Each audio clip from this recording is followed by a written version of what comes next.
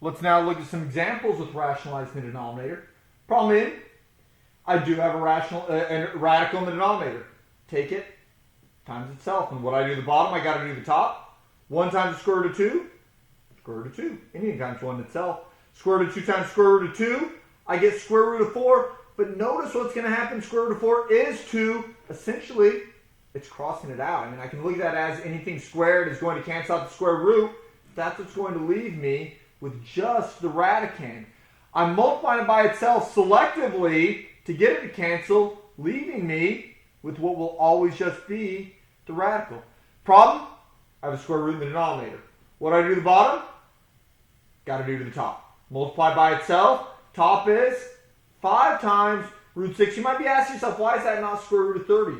Why is it not just 30?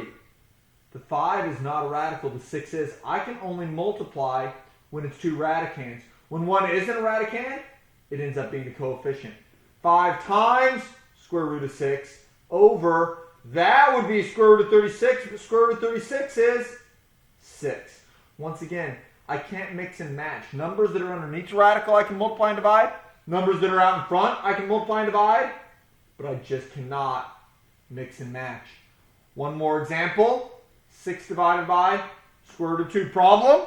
I got a square root in the denominator. When I have a square root in the denominator, multiply it by itself. What do I do to the bottom?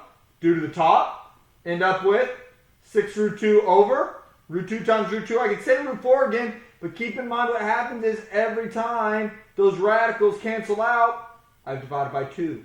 But now, with my coefficients, notice because it divided 5 didn't divide by 6. 6 does divide by 2. I end up with 3 times the square root of 2. Make sure you simplify as much as possible.